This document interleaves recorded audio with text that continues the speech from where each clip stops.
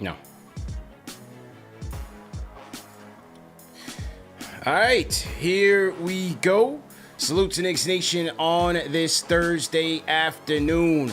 Another edition of Knicks Fan TV's off-season mailbag, man. Number one show for the fans, by the fans, to keep you locked in and updated on the latest Knicks news and rumors. So hit that subscribe button, hit that notification bell, and join the more than 65,000 Knicks fans who have tapped into Knicks Fan TV, man. CP the franchise, Alex Rotaros on the ones and twos. The new Alex, as we now call him. The new Alex, yes. That's right. And on today's show, updates on Donte DiVincenzo as the Knicks free agency sweepstakes kicks off on Friday. We got some updates on Emmanuel Quickley, Bruce Brown, some other targets that the Knicks have on their radar for free agency. And we're also going to be answering your mailbag questions that our loyal franchise channel members had submitted, man. So lock in. We got a great show today. Tomorrow, we're going to have our free agency show starting at 6 p.m. Eastern time. So make sure you guys tap into that. But new Alex, how you doing today, man? Doing good, man. I see everyone in the chat. Yeah. You know, we did this on the NBA report yesterday. So some fans of Knicks Fan TV were able to see the clean shave Alex. Yeah, the new and improved man. I guess you could call it new and improved. You know, It's just temporary. I'm going to grow the beard back. You know, but I haven't seen it in like 5 years. You know, my wife was all confused when she came home from work. You know, she didn't know who it was. She said I look my age more, that the beard makes me look younger. So I'm a little confused as to what that means. Yeah. But hey, man, I see everyone in the chat is liking it. You all are crazy in the chat with some of these comments. Some of them are crazy and some of them wild disrespectful. Andrew Abraham said, "You look like Drake, man. You look like Drake." Yeah, shout out to CP, the artist who put young Drake from like Degrassi beginning, getting in his journey as your co-host. Yeah, we'll just call him the artist because he tried to steal my name. I'm still working on some legal, legal paperwork with that guy. So we'll just call him the artist for now. Artist, gotcha. But for you people in the chat, you know, we've been having so much fun with the new look Al, the new Alex, and now he's in HD. He's got upgraded his camera and everything. I think he's going through a midlife crisis, but. What we're going to do is, to the fan who could submit the best meme of the new Alex, send it to Knicks Fan TV Twitter or Knicks Fan TV Instagram. We will give you a KFTV snap and a KFTV t-shirt for the summer. Some new drip. Yeah, the best meme is going to get a KFTV merch package courtesy of yours truly and the good friends of Knicks Fan TV, man. Yeah, the best new Alex memes. We gotta see it. We gotta see it, man. I'm terrified for whoever puts me as an Uber driver. Salute to everybody in the chat, man. Once again, on this afternoon matinee edition of the KFTV live stream. Enjoying doing these so far. Now let's get into it, man, because a lot of talk is around one Donte DiVincenzo and the Knicks' pursuit of him. And so I want to get into Ian Begley's comments on DiVincenzo. Hang on, let me cut these highlights up. And let's hear what Ian Begley had to say. I was on Ian Begley's show, The Putback, earlier today with Don Grassa, the host of the Don Grassa Show on 98.7 ESPN Radio. Chelsea Sherrod hosting today. And here's what Ian said in terms of what the Knicks fans should be looking forward to as free agency kicks off on Friday. Here's Ian. What is something that they should watch for heading into tomorrow? Knicks making some kind of trade to free up some salary and to free up a rotation spot to get Donte DiVincenzo in the rotation if indeed they do get that done. And I think that they will. Odds are that they will if they get the money right. I think they'll get Donte. And then it's about making a deal to free up a rotation spot, whether it's a big deal where you're freeing up multiple rotation spots or just one with Fournier's deal and maybe an Obi Toppin. I think that's what you're looking for early on in the offseason if you're a Knicks fan. Let me get to that last part again. With freeing up, it's a big deal where you're freeing up multiple rotation spots or just one with Fournier's deal and maybe an Obi Toppin. I think that's what you're looking for early on in the offseason if you're a Knicks fan. All right, that was our guy Ian Begley, courtesy of the Putback with Ian Begley. I was on that show. Great job, by the way. We had a great show today, so make sure you guys tap in on that, courtesy of SNY. But, well, all right, let's break this down piece by piece. I think the DiVincenzo thing is happening, right? They're going to free up the mid-level to get him. Now, will that money come from Josh Hart helping them get there?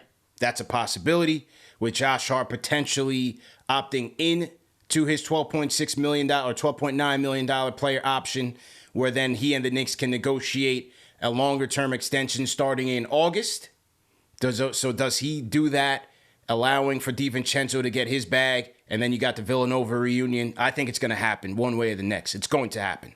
So let's start with DiVincenzo first.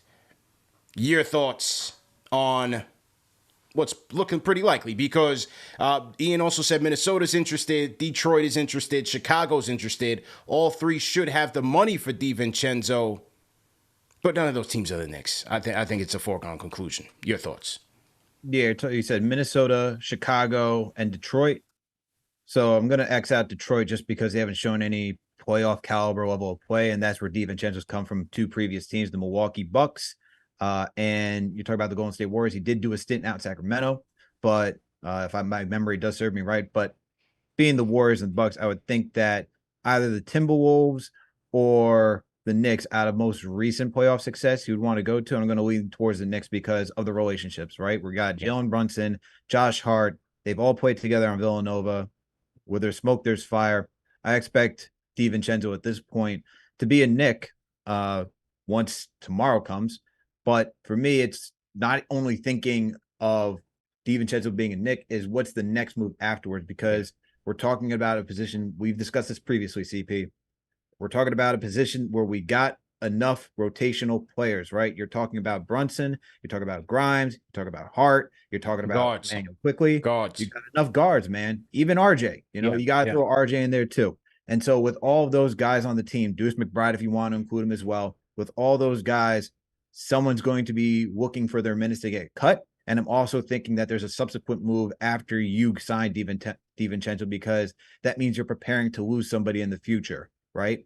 We already know, we've heard talks about Emmanuel Quickley today from heavy.com. So I know we're probably going to touch on that at some point. But with that, getting DiVincenzo, I'm always thinking what the next step is. But I do believe he's going to be a Knick at some point in the future. Yeah, I think it's going to happen. It just makes too much sense. If the money's equal, when you're talking about Minnesota, Chicago, and Detroit, and he's got his two best friends here on the team in New York, nothing else makes sense. So I think that's going to happen, and we'll hear about that as the first domino to fall by Friday's kickoff of free agency.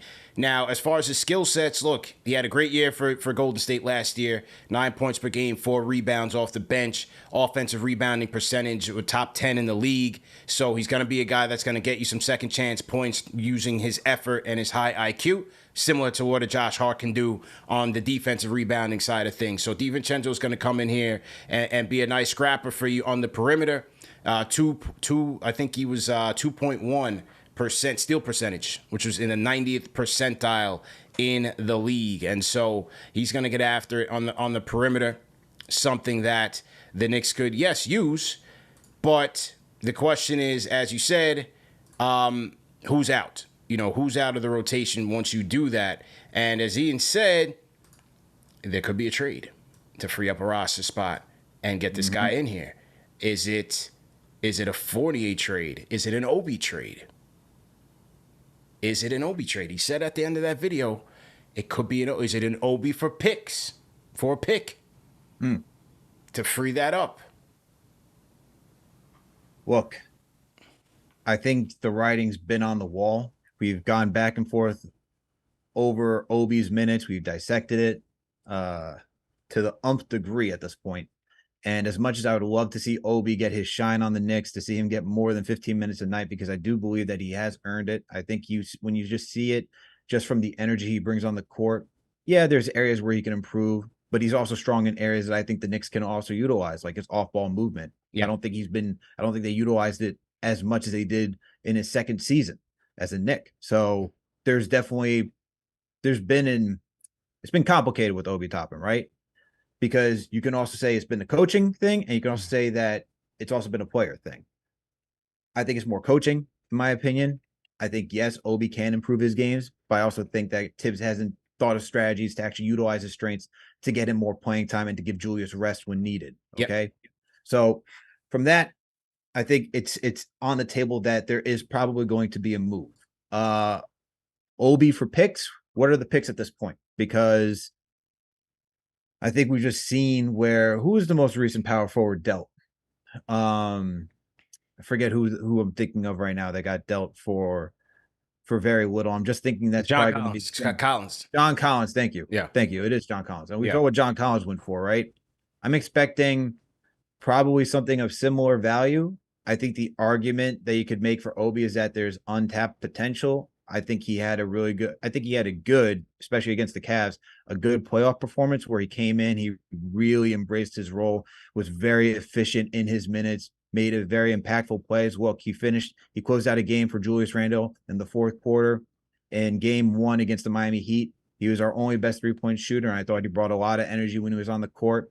I thought defensively he was there in the playoffs as well. Not great, but not bad either, right?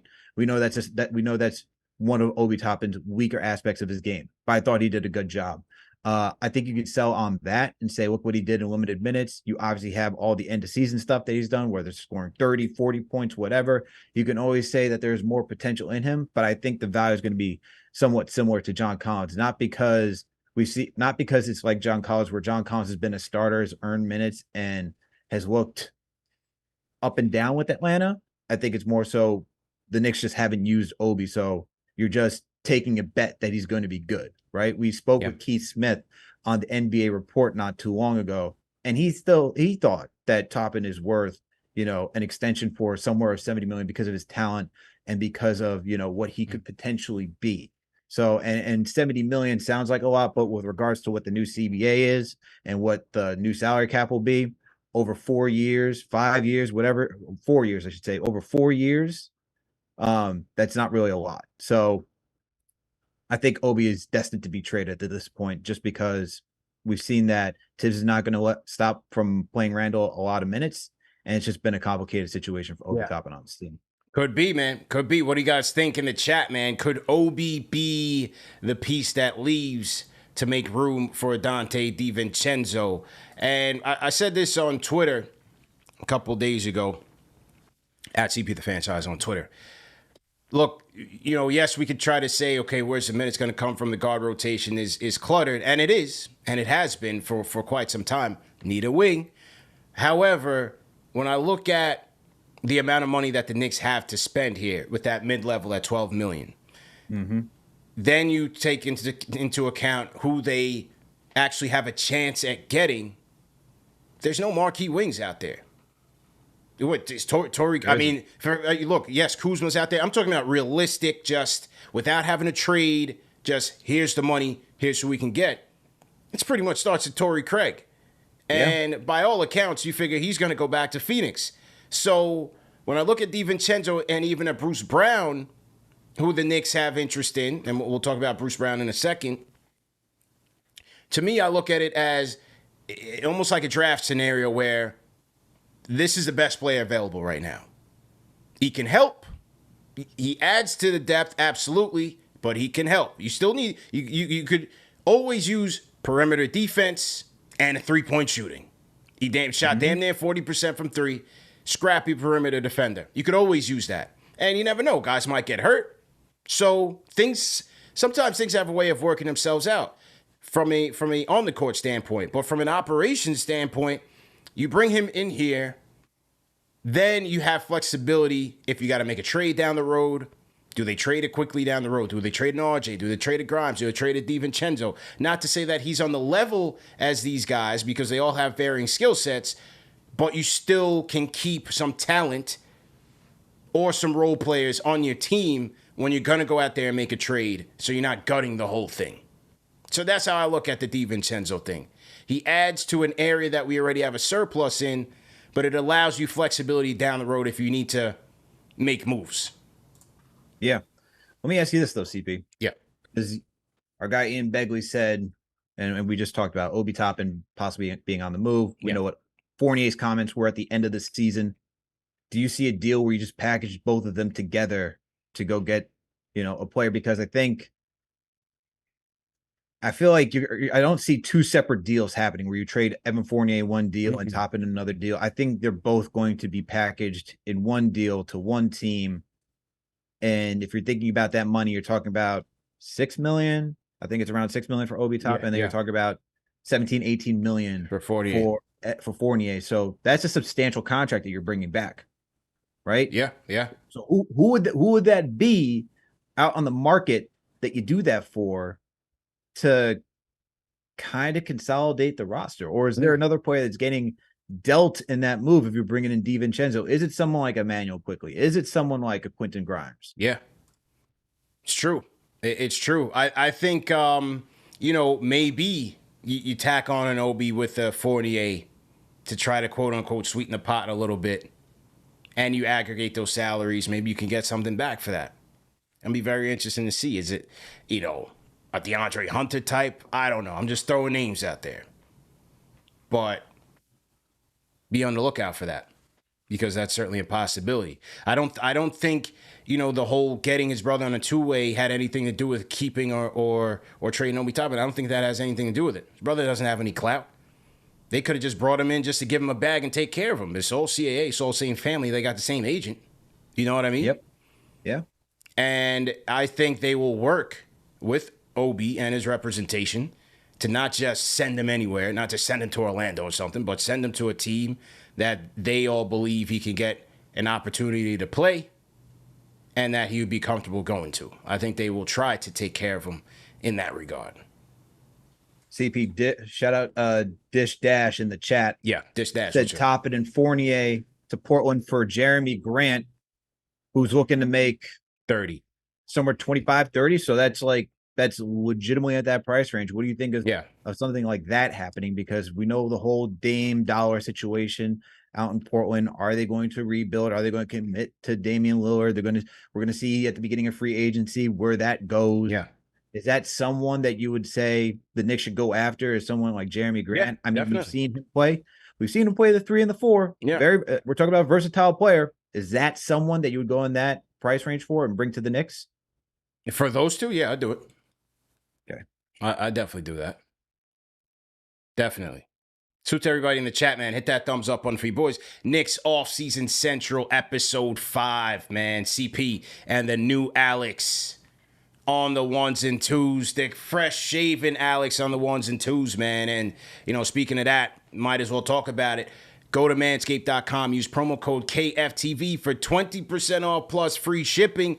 Get that beard hedger kit. Keep you clean shaven like it got Alex, man. Or if you want, to go a little style and profile, you want to trim it just a little bit. Hey, take your pick, man. Go check out that beard hedger kit from our guys at Manscaped. Obviously, you got the flagship Lawnmower 4.0, man. If you're trying to go full Michael Jordan on them in the summer, it's very hot out there right now. So you might want to, turn on the air conditioning down there, if you know what I mean. I don't have to go into too many details, no testimonials, but that Lawnmower 4.0 will take care of you, man. The LED light, skin-safe technology, waterproof, excellent battery life.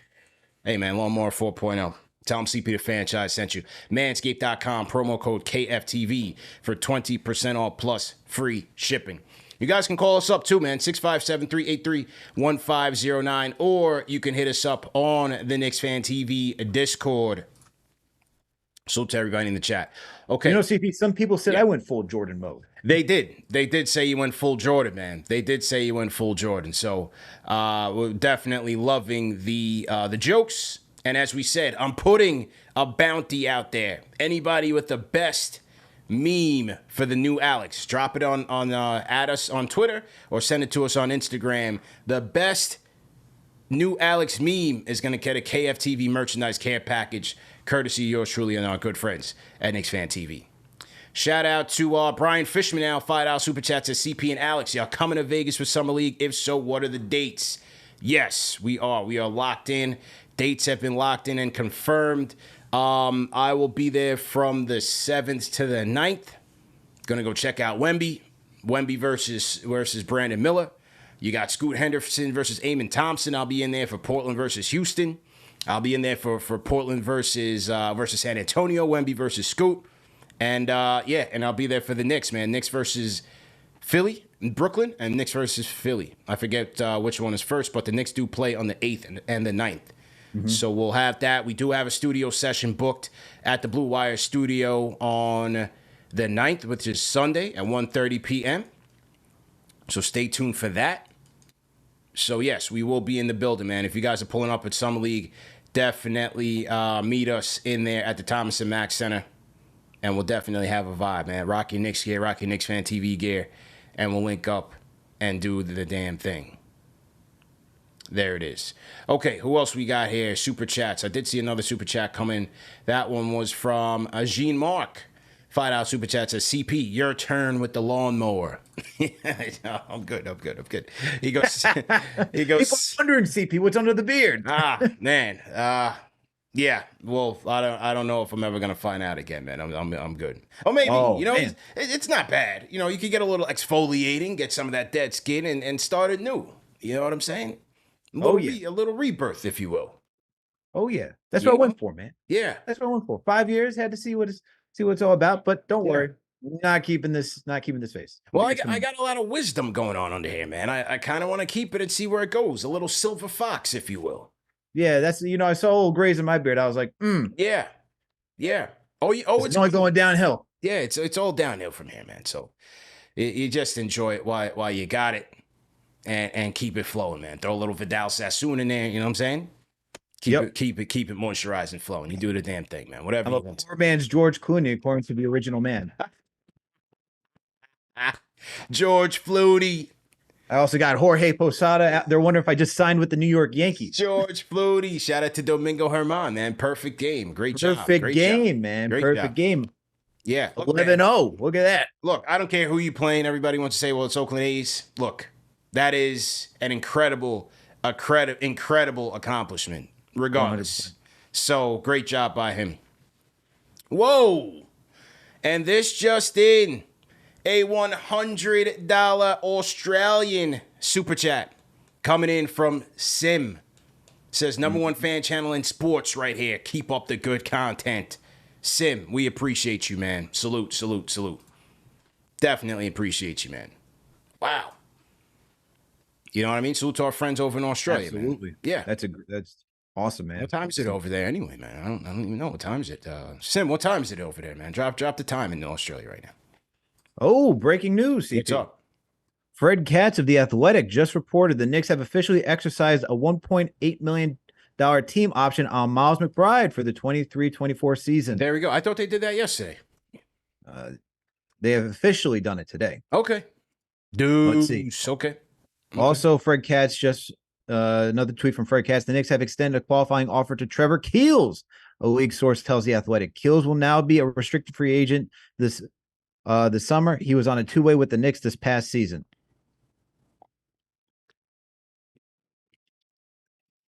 All right, I'm waiting on the news. I'm waiting on the news. Congratulations to those guys get their money, but I'm waiting on the news. Oh, man. Anyway, shout out to Cats. Tough crowd. Can't even get some Trevor. I mean, we got free agency coming up. We're almost 24 hours away from a big day kickoff of free agency, a big kickoff of our free agency show. I don't need to know about, contract tenders. I need to know who we trading for, who we signing with the mid-level. Kenny Payne in the chat, what are we doing? Okay, so back to John Mark. He says, what do you make of OG going to CAA? Is he moving closer to the Knicks? I don't know. I don't know. The OG Anunoby did move from Clutch Sports, the enemy, to CAA. He came over to our side of town. Now, a lot of people, wanted to throw their speculation hats out there as to why that would be. They want to do their Windhorse thing. What do we make of this? Mm-hmm. It's hard to say, man. All we know is from a Toronto side of things, Siakam has already committed to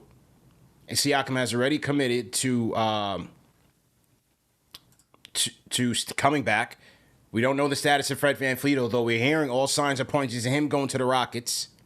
They're going to re-sign Pirtle. So it just seems like the Raptors are retooling. If you want to go get OG Anunoby, I would have to assume Masai's not moving off of that price. So regardless of which agencies he switched, you got to trade for him, and then you got to pay him. So agency aside, acquiring him, you're still going to have to go the same route. Masai's not cutting you a deal just because he's with the same agency as you. 100%. And to give some more context on the OG Anunoby going to CAA for representation, shout out to Real GM. They wrote that Anunoby was previously represented by Omar Wilkes, who left Clutch. Right. So because he left Clutch, that was his representation. You probably only trusted him. Now he goes over to CAA because probably there was nobody at Clutch that he believed that could represent him fully. So that's probably a reason why he would go to CAA, right? This happens in the NBA. Agent leaves an agency. Players like, okay, if you're not with them anymore, for whatever reason, we don't know what's happening with Wilkes. That's why you go to a different agent. So Right. I wouldn't read too much from the CAA. Yeah. I wouldn't read too much into that one, man. I wouldn't read too much into that one. You're still going to have to pay Masai Ujiri to get him. So that's the one thing, though. I'm going to be a little spicy right now. Yeah, let's go. Is Masai overrated? No. You don't think so? Not at all. Really? Not if at you all. let Fred VanVleet walk, Kawhi Leonard walk, and not get any assets in return for two guys that brought you a championship. I mean, did he really have a choice with Kawhi Leonard, though? I mean, you traded DeMar DeRozan to go get him. Right. I mean, sure, you don't have a choice. You couldn't try to work out a deal where you do a sign and trade with Kawhi and send him to whatever destination. I mean, that's certainly possible. We weren't privy to those negotiations, but I would also flip it and say, how many GMs would have had the balls to make that trade? To trade how popular is DeMar DeRozan in Toronto? Mm-hmm. Next to, who's Mr. Raptor? Next to Vince Carter, Lowry, Chris Bosh. I would have to say DeRozan's arguably the most, I wouldn't say popular because Vince Carter obviously was Vince Carter, but the most loved Raptor, DeMar DeRozan, Lowry. I mean, but the point is, how many GMs outside of Ujiri and maybe Danny Ainge would have done that?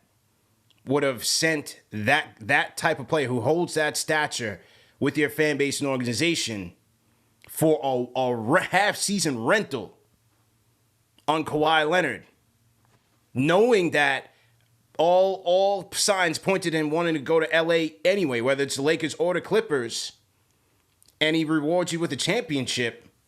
That's balls, man. That's ballsy, bro. You know what I mean? Absolutely. I mean, he's only regarded because they won a chip, right? Now, you could also say they probably don't win a chip. The Warriors are fully healthy. I don't believe. Yeah, I believe you 100% on that. I believe that. You have a healthy Clay, healthy KD. Yeah, they ain't winning that thing. I don't think so. I don't think so. So if you traded for him, you took a shot, you get to the finals, and you lost that one, what are we talking about then, right? Obviously they won, but I'm still putting that in my head. We talk about injuries and how it changes the outcomes of things. I look at that. Now, if you're going to tell me you're also going to lose a guy who's also instrumental in that championship win too, and Fred VanVleet. When we had the whole Nick Nurse boxing one, Fred VanVleet guarding Steph, you're going to lose him for nothing too? It's a little tough, man. It's a little tough for me. It's tough, but you could also look at, where did Fred VanVleet even come from? They developed him. They developed Siakam. A lot of the when they won the championship, they were the team that you were talking about with undrafted guys and guys who were picked later in rounds. I think they won with no lottery picks. All right, where's Kawhi Leonard picked? Was he 14th?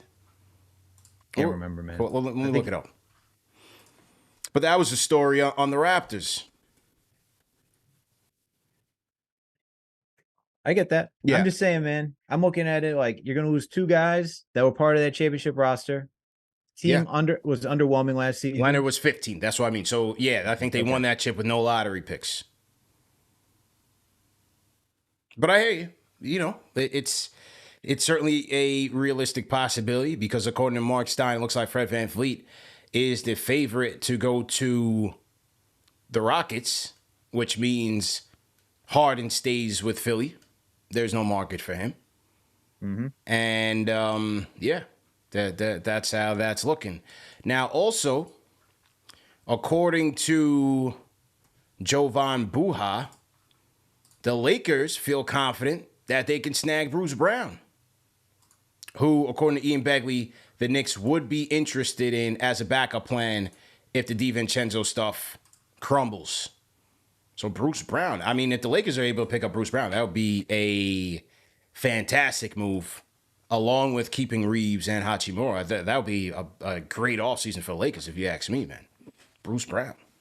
I agree with that. Once again, we've talked about Bruce Brown on the Knicks too. Like, if you lose out on DiVincenzo, go to Bruce Brown. Just redundant to what Josh Hart does. But I guess the one thing you say about Brown is that, let's see, let me just check to make sure I got the.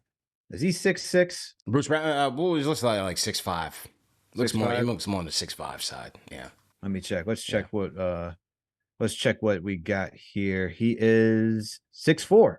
Okay. So once again, it's just really redundant to what we have on this team, where, especially with Josh Hart, like Bruce Brown, I think he's a versatile player. You know, they ask him to guard 1 through 4. So like him.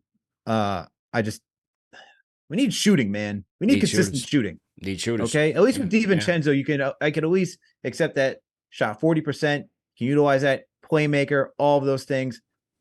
Hustles on defense. Okay. Not saying that Bruce Brown doesn't do all those other things, but the consistent shooting is what I'm asking for. I agree with you there. Definitely agree with you there. Well, speaking of shooting, one Taurean Prince is now available after being clipped by the Timberwolves. Is he an option for the Knicks? Might be a little low-key option, man. Shot 38% from 3. And, of course, with Knicks fans, we love players who always kill the Knicks. And Taurean Prince certainly had himself a night at Madison Square Garden. What date was that? I'm pulling that up now. What did he go, 8 for 8 from downtown? What was that game? I think he went 8 for 8 from downtown. Prince went crazy. Let me see here. Where was that game? 2022, November, Minnesota. I don't know why that game's not coming up. I'll find it. Yeah, I got to be looking at the right thing. What was that game? Taurean Prince went crazy on the Knicks. Second. Oh, here we go. Yep, 8 for 8 from downtown, 35 points. So there that is. That was his tryout. Bring him in. Bring him in. To match Randall's historic, what was it, 52, 57 night performance? Yes. Well, which one was it, 52 or 57? It was 57. 57. Yeah, it was 57. It was 57. Yeah, so Taurean Prince is out there after the Minnesota Timberwolves cut him. So that's a name to look out for. I would certainly look out for that. He's a scrapper, nice wing. Mm-hmm.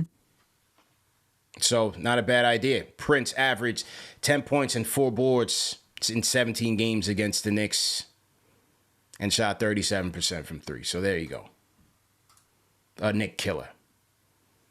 Building blocks is not hard pass. I mean, again, we're talking about people here with you're looking at DiVincenzo with the mid-level. You're talking about guys on maybe vet minimums. This is what we're working with right now. This is just the Knicks fans got to get realistic. Like when we posted our top 5 free agents targets, we're like, oh my God, this list is atrocious. It's abominable. We never get good players. Why can't we get good players? I'm like, yo, this is the deck that they're working with right now. That fits the team's needs. This is not like, you know what I mean? Like that's the difference. Yeah. So if you're looking at how you're going to construct for this team and who's available, those are the guys you're looking at. So Greg, I know it's not necessarily the most appealing, right? Not the sexy names that you want to see, right? This is not the days of signing great free. What was probably like the last free agency class where you could sign great names like that, right? Yeah. What was it? KD and Kyrie. The greatest free agency class of all time. Oh man. I prepped a big show for that one. I remember that. He prepped a big show for that one. And 5 minutes before the show starts, KD announces he's going to Brooklyn. Oh man, it was so deflating. I made a hype video. I did all this stuff. And then KD decides, I'm going to Brooklyn. Surprise, Knicks fans. Sorry. Yeah, you had Bill Simmons hyping up all Knicks fans like it's happening. Yeah. It's happening. Yeah. It's happening. It's happening. Everyone's like, oh, it's happening. Yeah. It's our luck, man. It's our luck. Gregory releases Alex looks like a cop in every show. Shout out to Gregory Lee, man. Keep it coming. Salute to everybody in the chat once again. Let's get those likes up. Hit that thumbs up button for you boys. CP and Alex on the ones and twos. Off-season Central Mailbag, episode 5. We're going to get to your mailbag questions in just a bit. Let me see what other super chats have come in. Salute to the people. Shout out to Sim. Shout out to our people in Australia. BTK $5 super chat says it's good to get a shooting guard, but they need a small forward and a center that can shoot. Yes, they do. Robinson not shooting makes Randall work harder with less room. Can't Robinson shoot?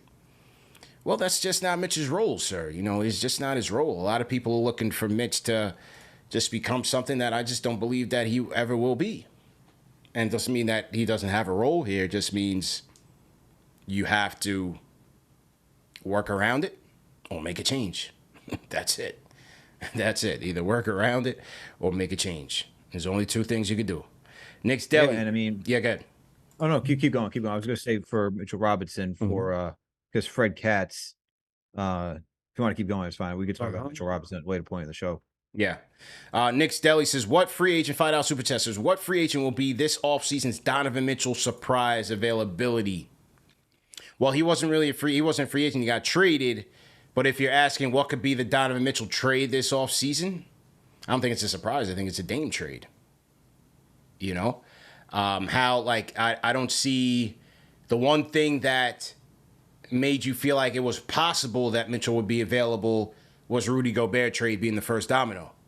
That signaled that Ainge was starting to pull it back and head to rebuild mode. So you figure, yeah, if Spider's out of there as soon as possible.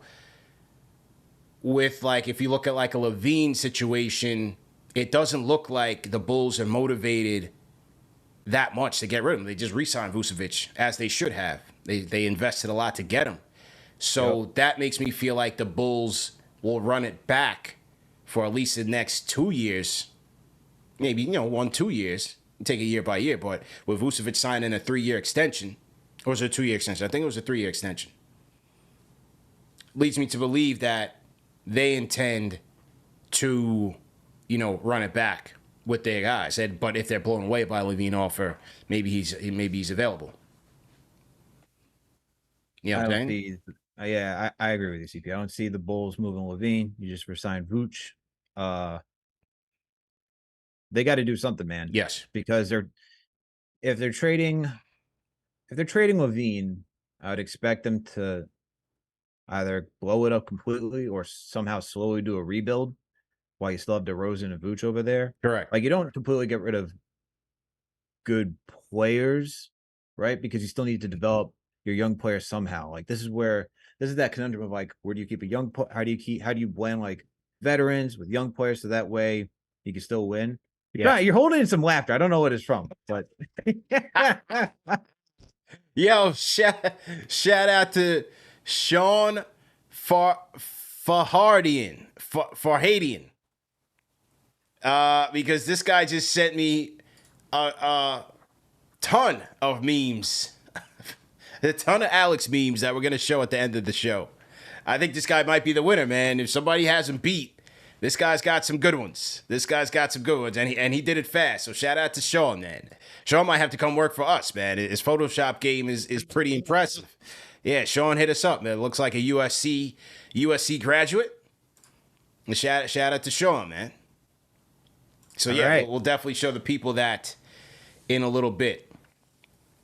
TM asked me to put my hat on backwards. I don't know why. I'm kind of terrified, but for the sake of programming and for the sake of the channel, whatever it is, TM. It's great entertainment, man. JJ from Brooklyn saying Kuzma to the Rockets has momentum.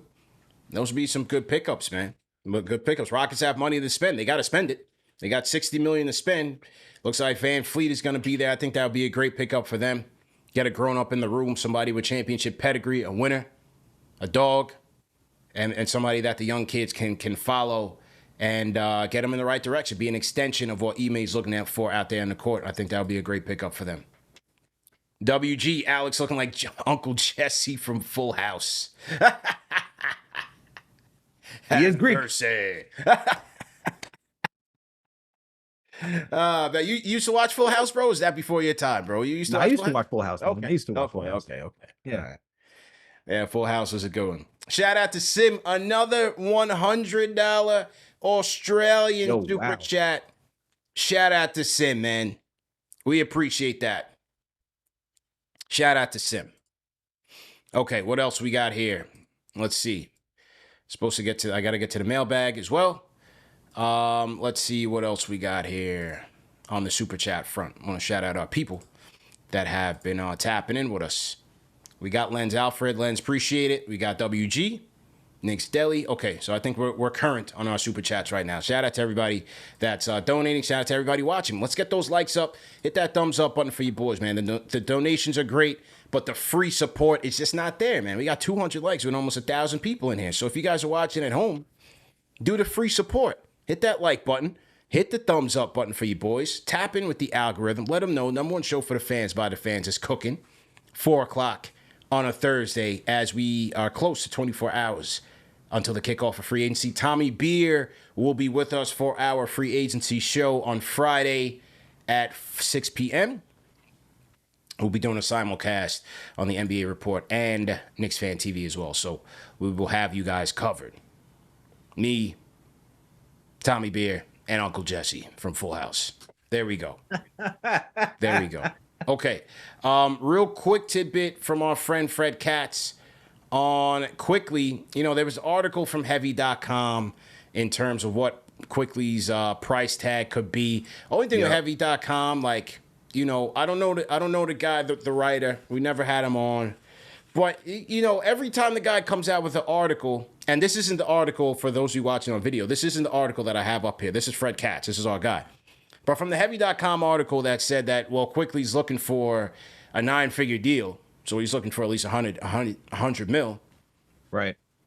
The guy from Heavy.com, every article is an anonymous Eastern Conference executive says this. An anonymous Eastern Conference executive says that. That could be him. Like, I just, you know, I don't take much stock into what those Heavy.com articles say. You know, obviously, from a Quickley standpoint, sure. Why wouldn't you want to shoot for the moon in terms of what your contract looks like? So maybe that is the case, but I don't think that's anything that, you know, groundbreaking that somebody said. But either way, Fred Katz has said that he conducted a poll of 15 people who work in front offices across the NBA, asking what each person would deem a fair extension for Quickley. And 11 of the participants said he's worth between 16 and 20 million. So that is. So there's your 9-figure, right? Like if you got 5 years, 20 million, that's 100 million right there. Yeah. Look, you always start with the highest asking point when you're in these negotiations, right? So I wouldn't doubt that Quickley would love to get 9 figures. I think anybody in the league would love to get 9 figures. What ends up being the actual contract, the actual number, they're going to meet somewhere in the middle, man. Yeah. You know, and if you're a GM, if you're working in the front office and trying to negotiate with Emmanuel Quickley, and he says, look, I believe I'm worth $100 million, they're going to come back saying, well, where were you in the playoffs? Right? Yep. What was your offense? That's what we relied on you. Yes, you were the 3rd best player on this team throughout the regular season, but we need you most in the playoffs, and you weren't there. So can't really justify you being $100 million right now. And yes, you were placed highly regular season, 2nd place for 6th man of the year. Great improvement, right? But I just don't see how that's going to get him $100 million, right? Now, you could argue with me and say, hey, look, they just did the same thing for RJ Barrett. I think it's a little different from him being a starter. You don't want to necessarily lose your 3rd overall pick like that. I can hear that. But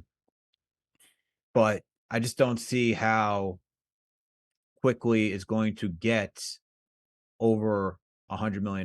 But I can hear the case too, where it's like RJ got over that. I mean, what would you say if someone came to you with that saying, well, why is you have RJ making over that, but yet Quickley has been more instrumental to what the Knicks have been doing? Yeah. How would you respond to that? Well, because RJ's your number 3 pick. He's your starter. You hope that he's got a higher ceiling, and so you're going to pay him along those lines. For Quick, he's a sixth man right now. You're not going to give him starter money, right? There's a pecking order.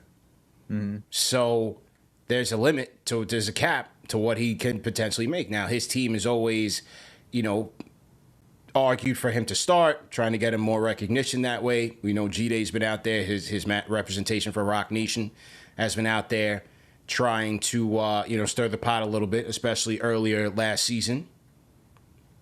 But, yeah, I mean, for Quick, I can see the 16-20 range a realistic one for him. I think it's going to be in that range. I think it's going to be in that range. I would pay him more than Hart. We'll see what Hart gets.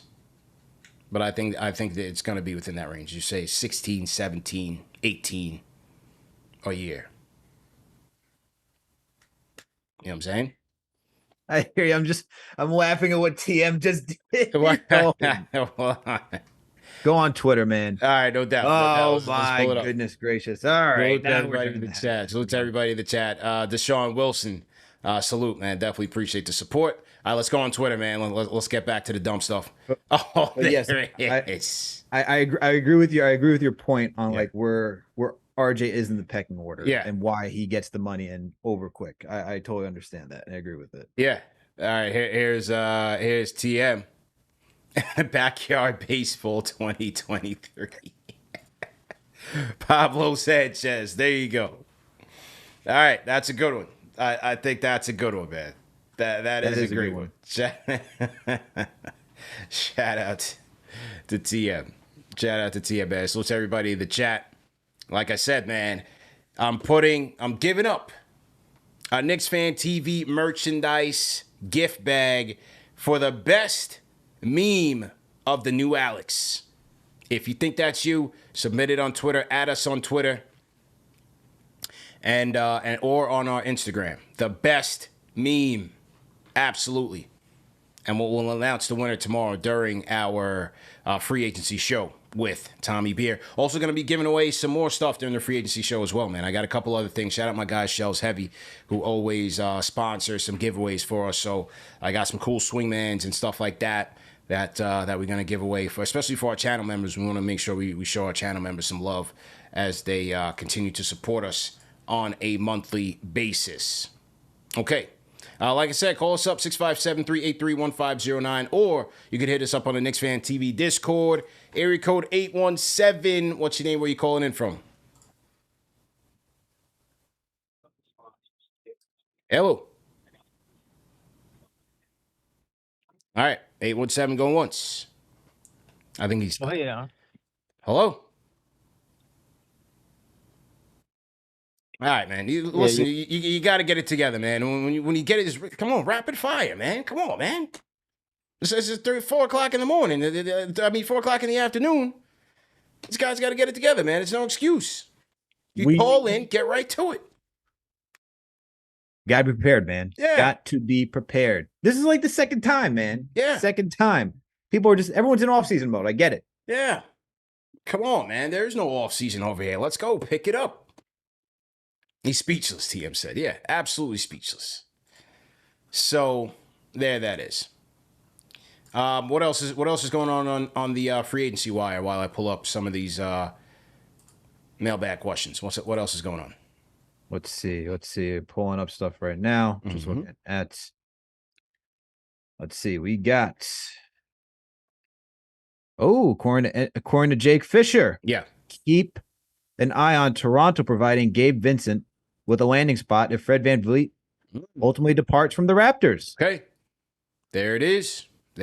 So, the Riley gang, the opportunity or the byproduct of their finals run, guys are going to be in demand. Gabe Vincent certainly made a name for himself in this playoff run, in this finals run. It looks like he might get a bag. So you might have Gabe Vincent, Trent Jr. on there. Okay. Yeah. All right. Okay. What do you think of that? What, Vincent on the Raptors? Yeah. It's all right. Yeah, it's how I feel too. Yeah. It's okay. You know, it's okay. Is he more valuable to the Miami Heat than the Raptors? Sure. Absolutely. When you look at what Miami was trying to do this year, what they did this year. It's all right. What do you guys in the chat think, man? Gabe, Vincent, potentially to the Raptors. What do you guys think? Okay, let me gather up the first question. I gotta kind of do this old school. Okay. Give me 1 second. Salute to everybody in the chat. Hit that thumbs up button for you boys. Let me just get it in here. Okay. The first question belongs to our guy, Big Surge. Big Surge says, with the Bucks facing luxury tax woes, why aren't we making a move on Brook Lopez? Wouldn't a stretch five whose offensive bag is better than any big we've had since Ewing and was a runner-up in Defensive Player of the Year in 22 be a better fit than undersized Donte DiVincenzo? Sign and trade for Hartenstein sounds about right to me. They got a cheaper big, and we fill a huge need in our rotation. MLE for 2 years. Well, I think Brook Lopez would be a great pickup for the Knicks, obviously. He's going to want to start. How did the Knicks feel about Mitch? Are they ready to move Mitch? Like, you wouldn't bring in Lopez to have Mitch come off your bench. So going after Brook Lopez, like, it just makes you wonder, are the Knicks ready to make that type of transformative move to their starting rotation? To shake things, you know, you're shaking things up there. Not to say that Brook Lopez is going to change you into a contender, but you're certainly making a major change to your starting five by bringing him in there. He can certainly help on two ways. He can space the floor, he can shoot the three, and he can play some defense. It's been amazing to me to see how long that he's been able to play at a high level, because it seemed like, especially when he went to Lakers, it seemed like he was starting to fall off a little bit, but give him credit for bouncing back and finding a home in Milwaukee. Now, if the Rockets are leaning towards Van Fleet, and either some reports are saying Dylan Brooks, now others are saying Kuzma, it seems like that's where they're going to spend most of that $60 million. Then there won't be, because they're talking about, you're talking about giving Van Fleet $40+ million. They're giving him a bag. 2 years, $80. So you're not going to have enough to go get Brook Lopez. So does that mean Milwaukee, he goes back to Milwaukee? Or is he available like that? You would have to see how much he would command. But I don't think you're getting him in a sign and trade just for Hartenstein. You know, you're going to have to give up maybe a first. Probably a first. And Brook is going to want to start. He's going to want to start. He's not here to be a caretaker. No, he's been playing 25 to 30 minutes on a regular basis. So he's looking to start. Shout out to Fred Katz once again, because this is from The Athletic. The Knicks have been protective of Mitchell Robinson in trade talks with other teams. League sources have told Fred Katz they're not deeming Robinson untouchable per se, but they've also made it clear holding on to him is a priority. So as someone who was saying, like, if you want to upgrade the center position and you're looking for Brook Lopez to be a stretch big, it doesn't seem like that's going to happen. What I'm getting from this is that Mitchell Robinson is a key factor in what the Knicks want to do. Tibbs loves having a rim protector out there. That's Mitchell Robinson. Yes. It looks like if you're thinking of if Mitch is going to get moved, or if Mitch is getting it's going to be via trade. So they're not just going to bring in Brook Lopez. The Knicks need to see some sort of upgrade at that position, because they just want to keep Mitch. I agree with you there. Good stuff. Good stuff by Fred. Okay, and so to our guy, Big Surge on that. And so to our franchise channel members. I'm trying to get, trying to format this text here properly. Hang tight, hang tight. Okay, next one is JJ2552. I don't know if that's you, JJ from Brooklyn. But the question is, how long can the Knicks afford to be patient in terms of taking a big swing? I know any type of big move for a star-type player will come with risk, but do we want to waste Brunson and Randall's prime years? Threw Julius in there, so he feels like Julius is part of the mix. I think they will be this year. I don't think there's, like the Levine thing, I don't see them being desperate to go get Levine right now. I think they will try to, with the smaller upgrades that they make this year, go back at it again with mostly the same guys intact and see what happens as they approach the trade deadline and next offseason. The Spider thing, I think, is real to look out for in the next 2 years. That's why I don't see them being so hasty to go get LaVine. But the time is going to come when they're going to need to make a move. Because as I've said on several shows, I don't think that this team, with the young core that they have, is just going to grow into a real championship contender. If you look at the way they lost to the Miami Heat, I thought the Heat were clearly the better team. But then look what the Heat ran up against in the finals. A superior team to them. So it just goes to show you the level. There's levels to this thing. Even though you only finished 2 games short of the Eastern Conference Finals, doesn't mean you were a legitimate contender to raise that trophy up, because there was a huge gap between the Miami Heat and the Denver Nuggets. And so it showed you just how good you've got to be. You need not only star talent, but you need depth. You need two-way players. You need versatility, good coaching. There's a lot that plays into it. So I say that to say, yes, with Brunson in his prime years and on a cheap deal, you're going to pay Quick. You're going to pay DiVincenzo hard. You're going to have to make a decision on Julius. RJ's contract is kicking in. You're going to have to make a decision on Grimes. Like, you're coming closer and closer to that salary cap. I mean, to the luxury tax. And you have a team that's, from a ceiling standpoint, is kind of capped. So they are going to have to take a move within the next year or two. Yeah, and I think the landscape is about to change. Part of me feels like it's about to change after this season, right? You'll get to some of the big players who you want to go after, right? I think one target is definitely Joel Embiid.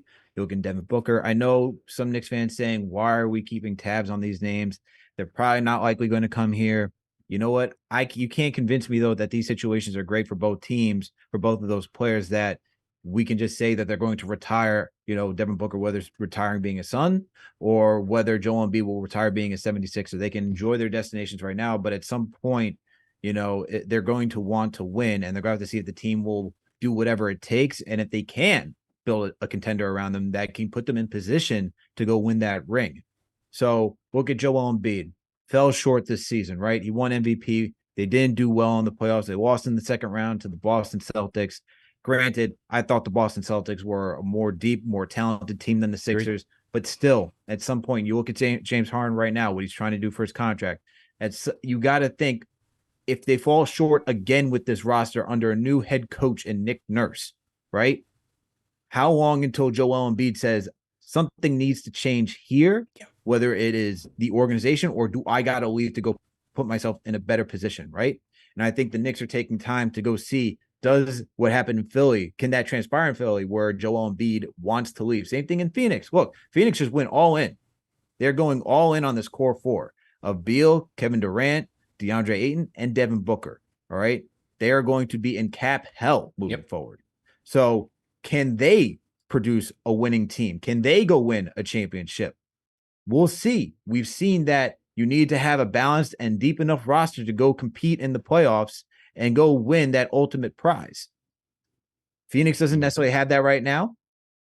We'll see once free agency starts how that roster looks. But nothing is set in stone that the Phoenix Suns will go to the NBA Finals. And so I think if you're the Knicks free agency, both of those players being CAA related too, right? I can see where they're saying, look, let's not go all in yet on Zach LaVine because he's not the needle mover that we really like. He moves the needle a little bit, but he's not like Devin Booker was just in the NBA Finals. You know what I mean? Yeah. We're not talking about Joel Embiid where we're talking about MVP caliber candidate, and you can argue saying Ben Simmons wasn't the right guy to help go far in the playoffs. You can argue that James Harden is not the right guy. You can argue that Doc Rivers wasn't the right coach. You can argue that Brown wasn't the right coach to go help the Sixers take him all the way either. So you could say, hey, maybe these guys, because of their level of play, two players get a new situation. Maybe that could be New York down the road. just keeping tabs on somebody like that, I think that's what the front office is waiting for to pull the trigger on, and not necessarily someone like Zach LaVine, where the Bulls just want a lot of assets in return because they just traded for Vucevic, right? Yeah. So you got to recoup if you want to rebuild.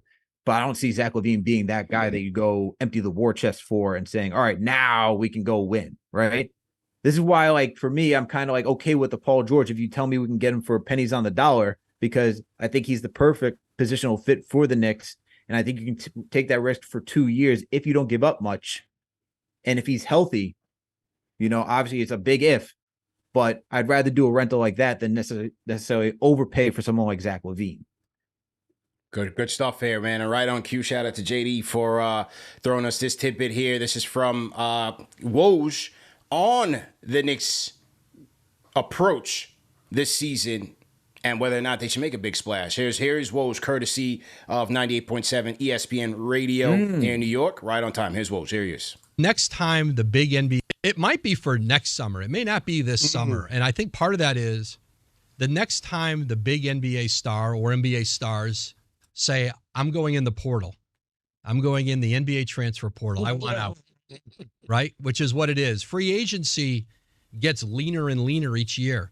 We don't see the big name marquee guys in free agency. They take extensions where they can get more money by staying where they are.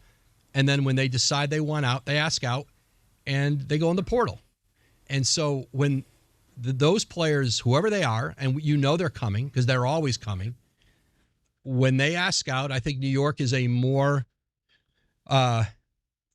it's a more acceptable destination for players than it had been just a few years ago. You see the infrastructure there of good young players, an outstanding point guard in Jalen Brunson. Who wouldn't want to play with Jalen Brunson? And so you're seeing that develop in New York. They have lots of draft picks. They have their own picks. They have other teams' picks. They have some young players who have value. And so I think New York's doing the right thing by waiting and maybe not going after the B-level player and say the A-level player is going to become available. Is it at early in the season? Is it the trade deadline? Is it next summer? And they're going to be in position to do something. All right, so there it is. Right on cue. Right on cue with the mailbag question. And our responses along with Woj's. Which is like, I don't think this is definitely not going to be the year. They're not getting Dame, and I don't see them being desperate to go get LaVine. For what Chicago's looking for, based on them bringing back Vucevic, I don't think they're in a dire need to trade LaVine, who had a good year. They didn't win, but he had a good year for them. And so it's a year-to-year thing. I mean, but we've been hearing the same things every offseason. They have the picks. They have the picks. They could do it. Now they got Brunson and the picks. So I think this will be a year where you'll see the DiVincenzo signing, maybe a trade, maybe Obi gets traded to get some more depth here, and you're going through it with pretty much the same team. Yeah, pretty much the same team. I think if they get DiVincenzo, we keep hitting on it where it's adding depth to a roster, even though it's not a position that we necessarily want to see added right now. It's for that future For the trade, future. right?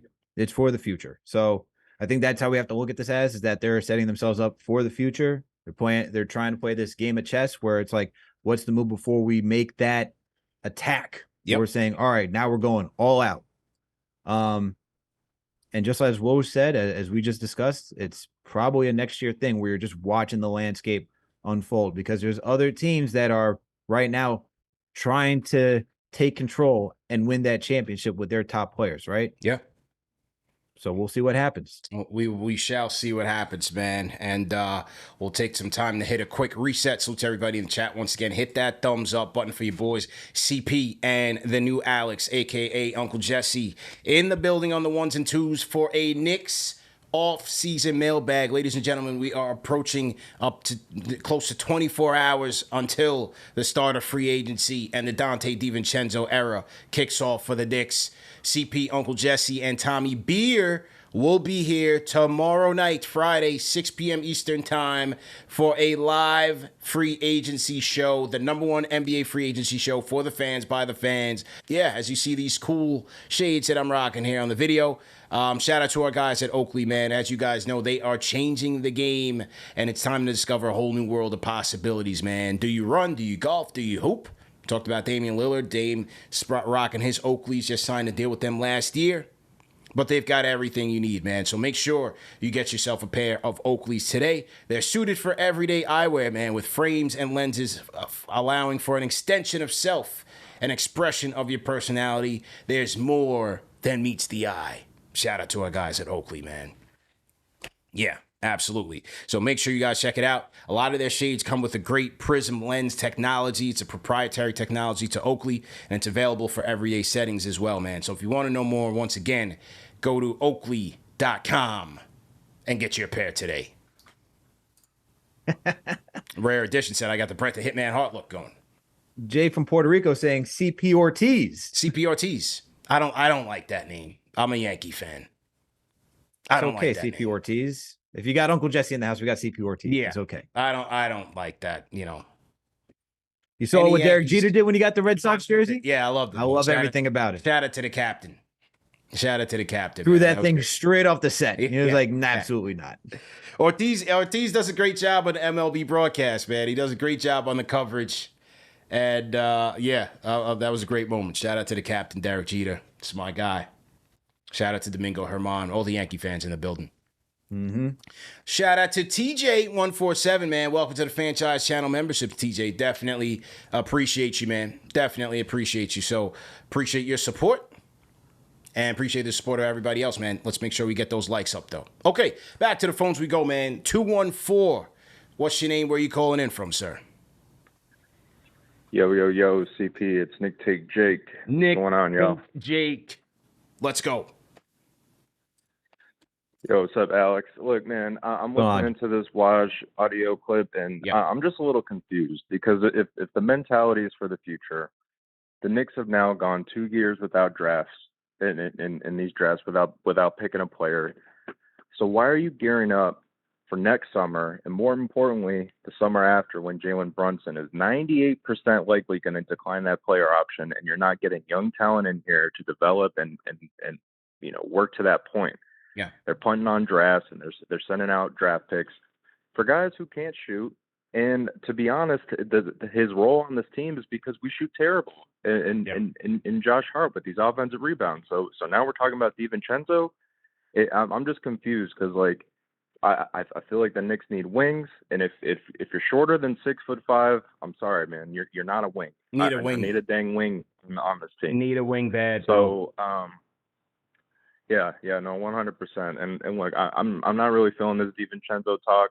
If it were me, I'd be going after Cam Johnson. I'd be going after guys like Kyle Kuzma, guys that are tall, lanky, can play a range of positions, can shoot well, can create their own shot. Mm-hmm. That's just me, though. I'm just saying, with all this CAA family mob stuff, at least the mob was good at squeezing people and getting stuff done. So the DiVincenzo and the Hart stuff, it's settling, man. I'm not with it. So you either draft and get players in here that can get up to that point, or go get me a wing. That's all I got, though. True story. Mob was also good for snitching. Yeah, there were a lot of rats there. One thing you can say about this, the Rose regime, they keep it tight-lipped. All right, they're not rolling over on each other. There's not a lot of knives out. Yeah, just yet.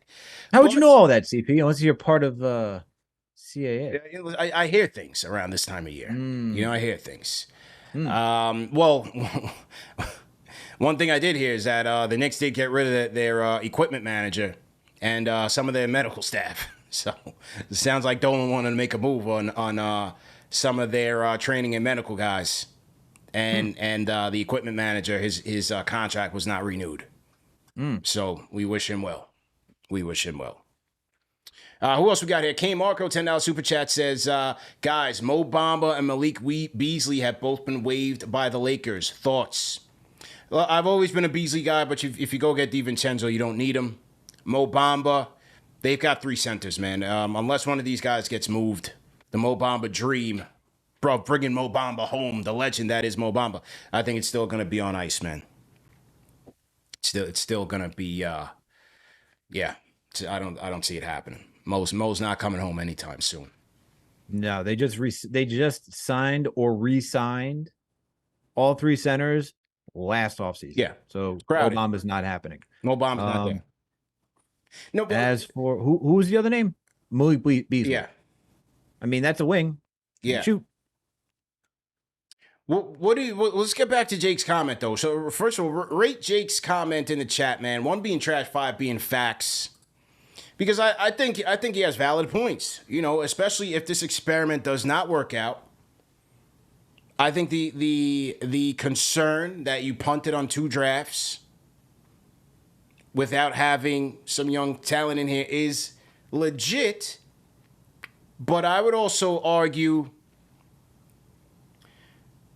when you're picking where the Knicks are picking, is it a worthwhile gamble to get an already established role player in a Josh Hart rather than starting anew with a rookie that you're picking in the 20s and have to groom and develop and wait for him to reach his... You know, I just felt like the type of player that Josh Hart was, that the Knicks could bring in and was ready from his first day with the team at the trade deadline. Like, you can't replace that with a late first round pick. Well, maybe you can. I mean, you saw the success Jalen Williams had, but for Josh Hart, who has the savvy and the on-court experience and skill set, based on where the Knicks are right now, trying to compete for games, I didn't necessarily mind that one. You know, I didn't necessarily mind that one. So, but he is right in the fact that we do need a wing. We absolutely need a wing. And again, they're going to have to make a move soon. I look at this. I agree with that standpoint, right? Where if you're trying to be a winning team, you got a winning player in Josh Hart. We saw how important he was in the first round against the Cavaliers. Wasn't so great in the second round. I also look at Tibbs for shaking up the rotation. I know Grimes was coming off an injury, a shoulder injury to be exact. Yeah. But I thought he waited too long to go back to what got him there. And we even saw some of that in Game 5 where Quentin Grimes playing defense on Jimmy Butler was just phenomenal and back in the starting rotation. And even if he wasn't shooting great in the postseason, that threat that he offers to be a competent three-point shooter is much better than Josh Hart, who continuously pump fake and drove, because then it just shortened the court. Yep. I look at that from a coaching aspect as well. I'm okay with the Josh Hart trade. I think at the time when you look at it, you're saying, okay, Mavericks, because let's think about where the Mavericks were. You're like, okay, we can offer our pick because I think we will still have a decent enough pick in the Dallas Mavericks, because, CP, when we broke down the trade, we're talking about one spot away from each other between the Mavericks and the Knicks at that time. So you're thinking, okay, we can get away with this because we're going to have a draft pick this season that we can rely on. The thing that we could not calculate was that the Dallas Mavericks were going to tank it all away to get their draft pick and back. pay nothing for it. And pay nothing for it. And so utter garbage. And so when you look at that, I'm like, I'm not too angry because you got to take a risk somewhere, right? They wanted to get good now and then hopefully get a player in this draft. And I think that was what their take was, their evaluation of the landscape. True, like if they could do it over again, I'm sure they would say, yo, could we trade the Dallas pick now because we didn't expect this? And maybe you keep the Dallas pick because of how it could fluctuate, right? Where Dallas was at that season. Maybe they're just a playing team that gets in and then, we still have a decent draft pick. Or maybe they're bad where they don't make the playoffs, but they're still outside of the top 10 where we get it. I'm not too upset about that, but I do agree with the fact that you go 2 years in a row where you don't get a rookie contract. I did like Chris Murray. I did think he would be a good prospect for a guy who's defensive ready, going into Tom Thibodeau system. Is he going to be a starter? No. Could he give you some valuable minutes, be a ready rotational piece? Maybe, probably. Mm-hmm. But that didn't happen. That didn't transpire. I wish they could have done something like that, right? And that's exactly who Portland took, was a Chris Murray. So I spoke about this with Dexter on SNY. Yes, I want it to happen. I was a little disappointed, but I also understand where the Knicks are. And I also look at the salary cap too, where if you bring in a rookie, you're going to have to create space for him to sign him. Now, I'm not 100% on all the numbers of where he would have fit in, but I get it too. If you're saying, you know what, could we have really signed somebody? But we did hear rumors that they tried to get back in. So maybe they were thinking about that anyway to begin with. So all of that to say that I think the Knicks were banking on that Dallas pick. It didn't transpire with the Josh Hart trade. So to everybody in the chat, once again, hit that thumbs up button for you boys. Also, check out our other sponsor, man, Bird Dogs. Bird Dogs premium khakis and menswear, man. Go to birddogs.com and /pool and use promo code POOL for a free Yeti-style tumbler with your purchase, man. Shout out our guys at Bird Dogs. Got me right with my smooth joggers. Yeah, they make some high quality pants. So make sure you guys check those guys out over at Bird Dogs. Okay, back to the phones we go. 817-817. What's your name? Where you calling in from? Yo, what's up? It's Marv from Texas. Who? What? Miles? Marv. Marv. Okay. How you doing? M-A-R-V. Marv. What's good, Marv? Yep. There you go. So, yo, we been telling all this, man, about that dude in Chicago, man. Levine, we don't need that dude, man. We need to go out somebody that's gonna get at it. That boy don't play no defense. Alex, what's up, man? What you doing? I'm sitting around just thinking about nothing. But anyway, back to that there, man. And Dame ain't coming. We can't, Okay. I don't see him coming here, man. I don't see him coming, man. Since we didn't get no draft in the draft, man, I said we should run it back. Like to run it back? With D Rose, I thought he still could go, man.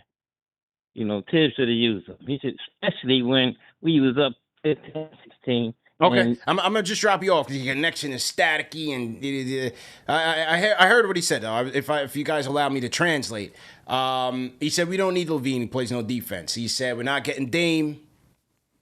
He said we're not getting Dame. He did say Alex, what up? And then he said, might as well just run it back. Maybe bring back D Rose. It could still get. Say it was a. Hold on. Did he just say I was? What am I doing? Just sitting here doing nothing? Yeah. What? It's my guy from Dallas. What is happening? Shout out to Marv. He shouted you out though, man. Appreciate the shout out. Yeah. I just been here talking right before we took your call. I guess thinking about something over here. Yeah. LT said he sounded like Boomhauer from King of the Hill. That's what I thought. That's exactly what I was picturing. So I had to slow down and translate. Shout out to Marv, man. Call back anytime. So to everybody in the chat, man, hit that thumbs up button for you boys. Back to the mailbag, man. Let's get back to it. Let's take a couple more before we wrap, man. Great show. Constructive conversations. That's what we're about here on Knicks Fan TV. Number one show for the fans by the fans. Tomorrow, free agency show starting at 6 o'clock. And once again, shout out to our sponsors, man. Manscaped, Oakley, Bird Dogs. Salute to everybody who's been rocking with us, man. All of the franchise channel members and the Superchats, man. Shout out to Sim. Okay? Now, where were we here? Back to it. Raphael Paulino said, I just realized this is Alex. Yes. Oh, man, I love it, man. The best meme is go to get a Knicks Fan TV care package, courtesy of yours truly and the friends at good friends at Knicks Fan TV. Absolutely. Okay. Couple more before we wrap. Fred from Fresh Meadows. Shout out my guy, Fred Cantor. Fred was a guest on this show, a longtime OG Knicks fan. Goes back to the 60s with this team. Put some respect on his name. If you want to see some more of the content with me and Fred, man, check out our interview about his book, Fred from Fresh Meadows, and also the tribute that we did to the captain, Willis Reed, man. We had a great show. Shout out to Fred. So if you want to tap into to that content and you want to get some historical perspective on the New York Knicks, I highly recommend that one. Those two episodes. Okay. His question is there any real downside to simply bringing back the same group and seeing how RJ, Quentin Grimes, and IQ continue to develop? On a related note, why can't assistant coach work with Mitch in some low-post offensive moves, such as the sky hook? I firmly believe he can become a true two-way player.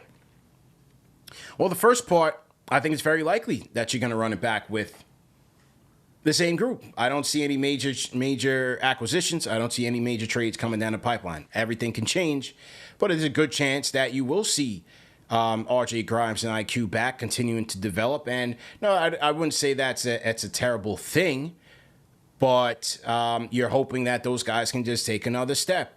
Grimes especially, RJ especially. Quickly finished second in Sixth Man of the Year voting. I mean, if that doesn't say much about his player development, I don't know what will. So Quickley's on the right track. You want to see RJ continue to play well, right? Like, is the guy that we saw to close out the playoffs, is that the guy that we can expect next year? We'll have to see. Because part of what allowed him to be as effective was Julius also being limited. So we'll have to see when all things are clear, you clear the decks and all things are equal, will RJ still have that same impact? And how will he continue to adjust to being the third guy alongside Julius and Jalen Brunson? So I think it's a good chance you see them running back. Now, as far as Mitch and getting a low post game, look, everybody's looking for that for Mitch. I just don't think it's going to happen. His role in the offense is defined. You're going to be a rim runner, help us on the defensive end, and block some shots. And so when you're looking at offensive roles, I mean, he's really not in the pecking order in terms of them dumping the ball down to Mitch and having him score. It's not to say that he shouldn't work on those things. Obviously, he should. You want to see him get more sure-handed around the basket, absolutely. You also want to see him improve his free throws. So, but to say that, is their assistant coach working with him? There always are. If you go to any game and you go there on the shoot-arounds, Mitch is out there getting him work. He's working on his game. He's working on his touch around the rim. He's working on his jump hooks. He's working on his jumpers. He's working on his threes. So he puts in the work. I can't say that he doesn't. Mitch puts in the work. So we'll see how it translates on the court. To the first question, I think the only change will be Donte DiVincenzo. I think that's the only change we're going to see. I think the core of this roster stays the same. Just expect Donte DiVincenzo to be here. If there is a trade, maybe, but I expect Donte DiVincenzo to be on this roster at this point. There's just been too much smoke where it's not to actually transpire at this point, in my opinion. So there's that. For the Mitch thing, I mean, what's before Mitch got injured, right? Second time during the season where he missed his hand, where he injured his hand and he missed some time. Mm-hmm. They were actually trying to get him in the post early in the game, trying to get some looks and show off some post moves and work on it. I like that. I think that's good just for Mitch to get a feel for the game and practice some of the moves that he's working on. He does need to get that if you do want to see it. Maybe we start seeing some of that again during this regular season. He can still add a little bit to his game. Who knows? But baseline, what he offers right now is suffice for what the Knicks need, which is exactly what you said, CP. Rim runner, shot blocker, rebounder, defender. He gives defensively, he's there. Offensively, we'd like to see a little bit more. Who knows? Maybe a little bit may come down the pipeline. It's just not transpiring as fast as we like to see. And we could also say, hey, under Tom Thibodeau, he's improved, right? Yeah. Before that, who would he have? Fizdale, Mike Miller for 2 seasons? Yeah. I mean, I think we got to be able to put it in perspective. Like, now he's going into year 6? Going into year 4 with Tibbs, right? With Tibbs, yes. Yeah, going to year 4 with Tibbs. Yeah. First season, he didn't even get to play in the playoffs. He was out. Remember all those injuries that he had? He didn't even get to play in the playoffs. Second season under Tibbs, came in overweight, started to get back into shape as the season progressed. This year was healthy for most of the season, right? Played most of the season. And now he gets to go into the 4th season with Tibbs. Let's see if something can finally develop on the offensive end. Absolutely, man. Salute to everybody in the chat once again. Let's get those likes up. Hit that thumbs up button for you boys. CP and Uncle Jesse from Full House on the 1s and 2s. Off-season mailbag. Area code 732. What's your name? Where you calling in from? The closer of the show. Make it good. Hello. Hey, sorry about that. Yeah, I've been listening a lot, and I think the thing that's really understandably, is the lack of faith in a team that's had one season to really, gel together. I know it might sound like a broken record at this point, but you have a team that really hit a ceiling this year and it gave the city hope that there could be more. I think that there's a lot of things that need to be done. Obviously, I think Tibbs, for one thing, needs to manage minutes and a lot more and not work his players like he's done in the past with the Bulls and the Timberwolves and all that kind of stuff. But more importantly, if you give these guys a shot and they fail, like Obi, for example, you give him more minutes, he doesn't play well, the Knicks lose. The Heat obviously showed that if you get into the playoff, you can go far in life in this league. Make it happen if you manage minutes and you do the right thing and try to give these young players time to develop. So Tibbs has got a little bit more mature in doing his end and changing his ways. And the other thing I want to say too is about, the whole stuff about Randall. I know it's been talked about constantly on your show and whatnot, but you know what? I think give this guy a chance. He's under contract right now. There's no teams that are going to trade for him. The value that you're going to get for him is not going to be what you expect because no one is going to trade that because they don't think he's worth as much. Okay, that's fine. So work on him mentally off the court. Get him someone that he could talk to.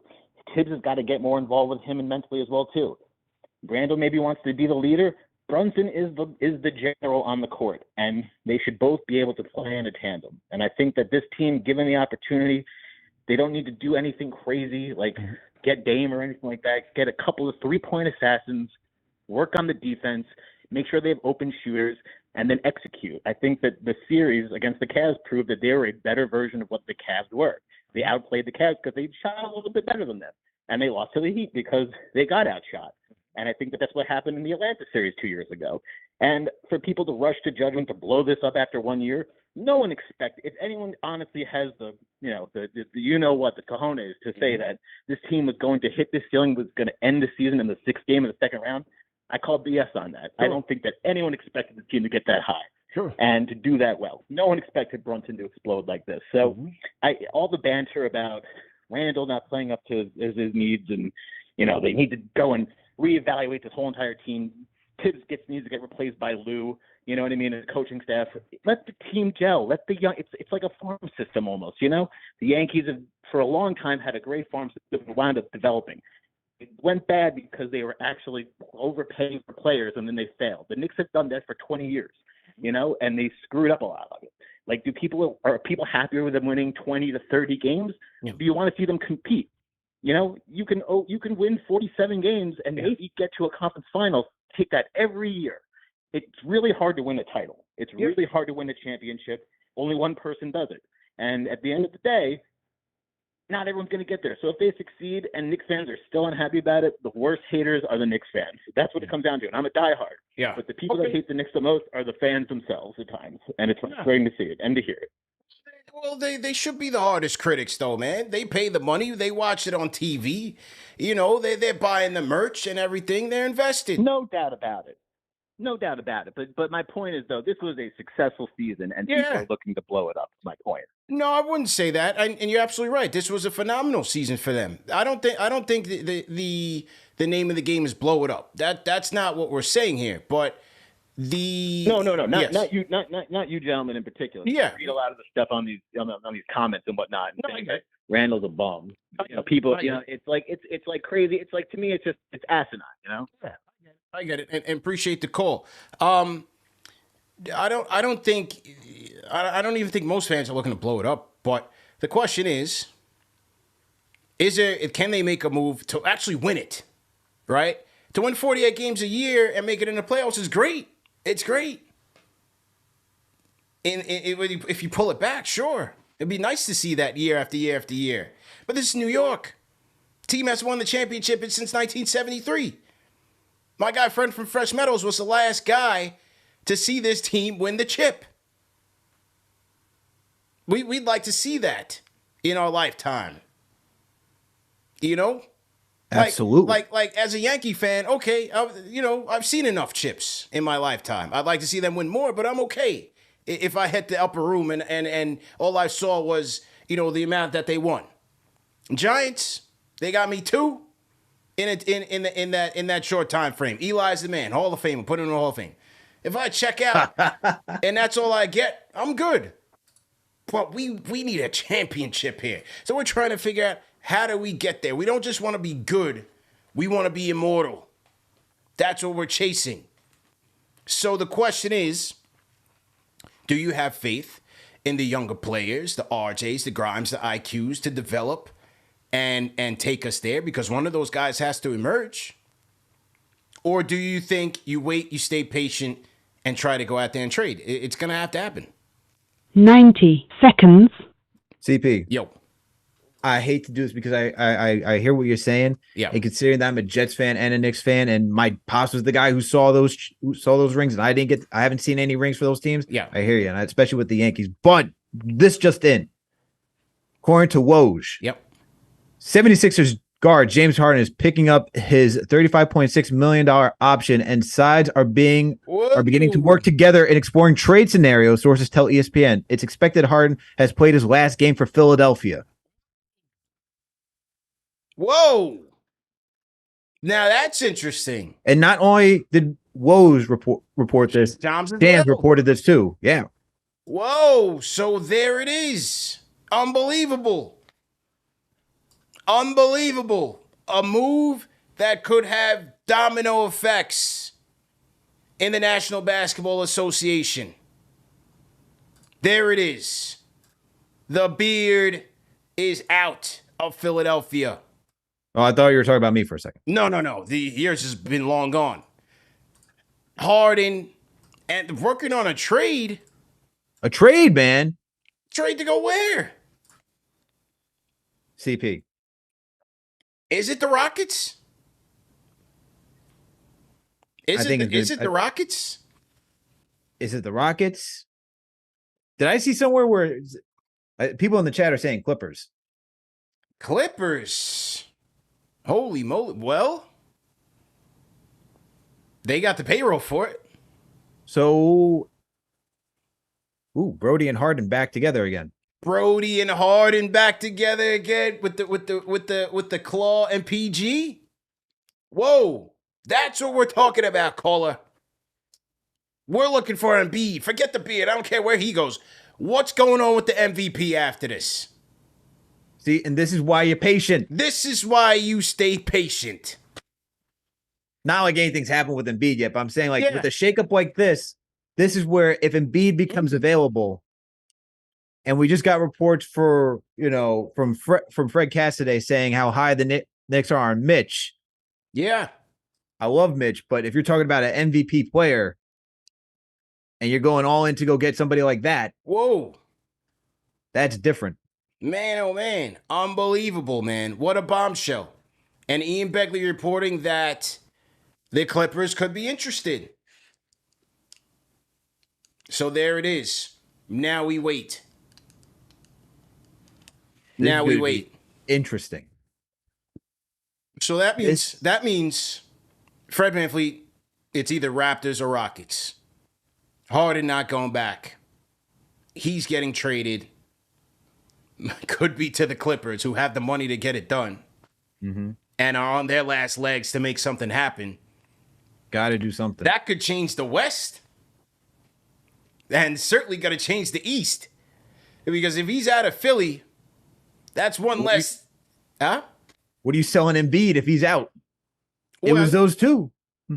You see where him and Maxey go together? Can they go together? Can they go far together? Wow. I like Maxey, but that is such a lot. I like Maxey a lot. I like Maxey, but that's a drop, man. I'm sorry, that's a drop. Yeah. And just like what your team is, I like Maxey. Is Maxey ready to take that next level? Tell me an Embiid and Maxey ticket? Or, Hulu Caesar in the chat, maybe is it a PG for Harden trade? Not sure that makes sense for the Clippers, right? Ideally, they would try to make something happen where they can get the three of those guys under one umbrella and near that second apron for a quick fix. You know what I mean? For a quick trip, for a quick window. See if they could keep it open. I don't think a PG for Harden would make sense. I think you would want to see all three of them together if you could make it happen. 100%. And Ballmer will spend the money. He don't care. I mean, look, if you're Ballmer and you're seeing what the Suns are doing, that's even more. I think that's even saying, okay, if he's going to do it, I can do it too. Yeah. Right? Wow. There it is, ladies and gentlemen. Something to chew on as we head into free agency, man. Never a dull moment in the association. As we wrap, it's on a Woj bomb that Harden is opting in, but he's out of there. Unbelievable. Unbelievable just how these things change so fast, man, because for the last 3 years, all you heard was he wants to go to Philly, he wants to go to Philly. And now he's in Philly, and now he's out of Philly. This is where, and I use this as a reference where people say, go trade for Zion. He wants to be in New York. Harden wanted to be in Philly. Now he's ready to leave.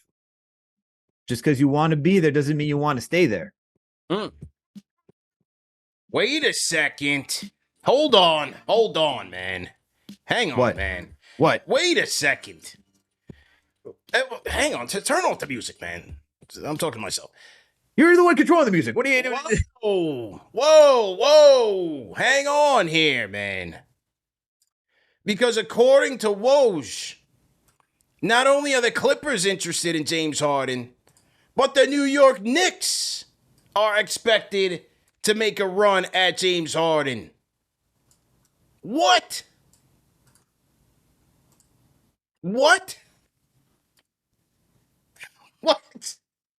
This doesn't even make sense.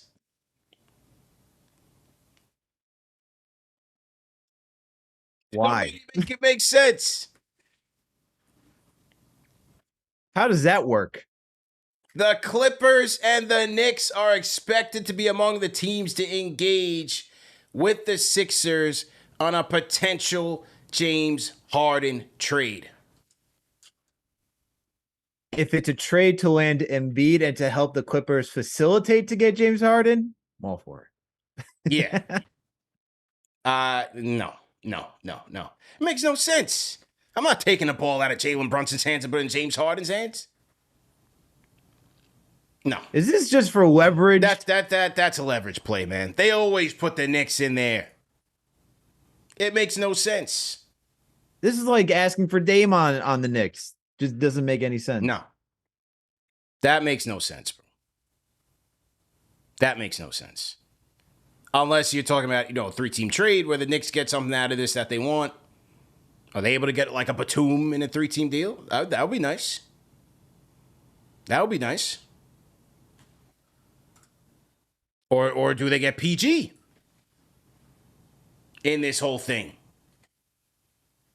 Do they get PG? That's different. Yeah. It says they be among teams that'll engage with the Sixers on a potential trade. Doesn't necessarily mean they want Harden. Right? Maybe they just want to get involved.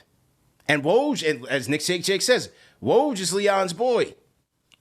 So what's going on here, man? Let's put on our tinfoil hats. Well, Saucy Thanos said, first Alex loses his beard, now this. Yeah. According to Woj, the Knicks are expected to be among teams that'll engage with the Sixers on a potential James Harden trade. Unbelievable. Unbelievable, ladies and gentlemen. Personally, I'm not interested, but could there be something bigger in the works here? I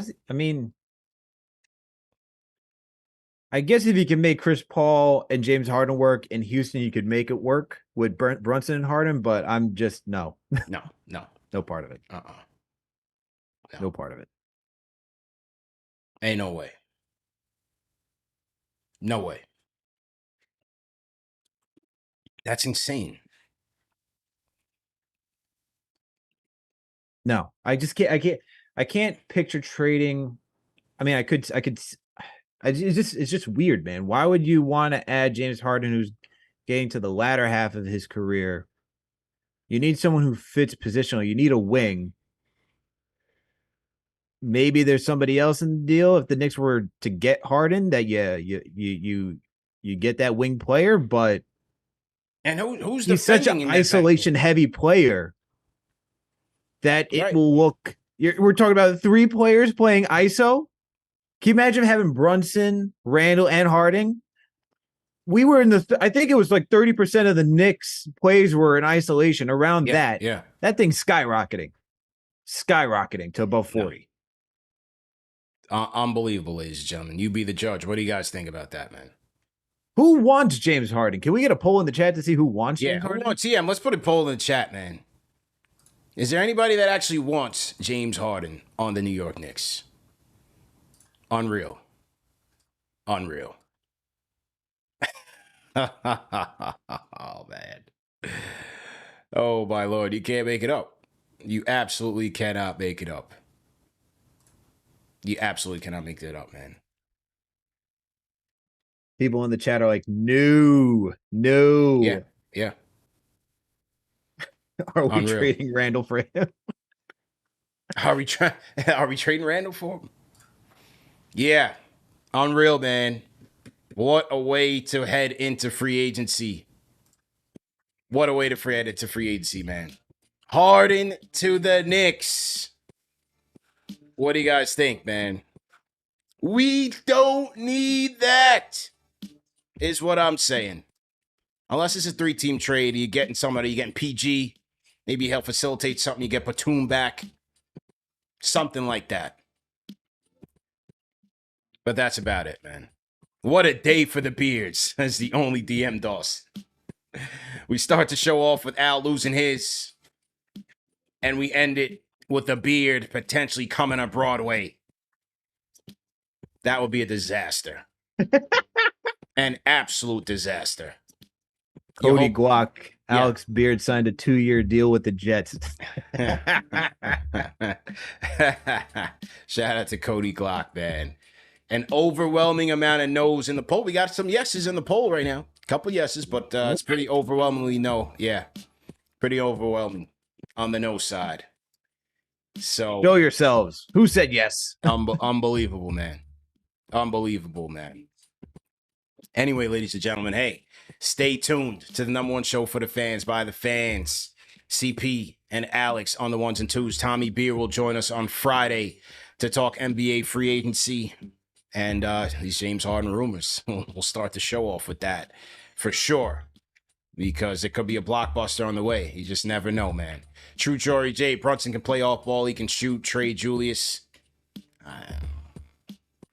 Yeah, of course he can. Of course he can. He has done that. But I'm like, that ain't it. King Matthews, $5 super chat. First Evan, Larry Bird debate. And James Harden. ISO gang back at it once again. This free agency is getting better and better. By the way, nice shape up, Alex. Salute, man. Unreal. I can't believe it. Cody Glock, Jonathan Isaacs. Oh, man, we got a lot to talk about tomorrow night, man. 6 p.m. on the NBA free agency show, man. CP the franchise, Al Shataro's Tommy Beer. When are we going to do the whole meme contest? When is that going to be revealed? We'll do it tomorrow. Yeah, I gotta boogie and get somewhere. So we'll do it tomorrow. But salutes everybody who's tapping in. And yeah, man, remember that the show's available in audio podcast format as well. Tap in on all major podcast platforms. And we'll see you guys tomorrow, man. Salute our sponsors, Manscaped.com, promo code KFTV for 20% off plus free shipping. Salute to Quickley and salute to Bird Dogs, birddogs.com/pool, and use promo code pool for a free Yeti style tumble with your purchase. We out of here.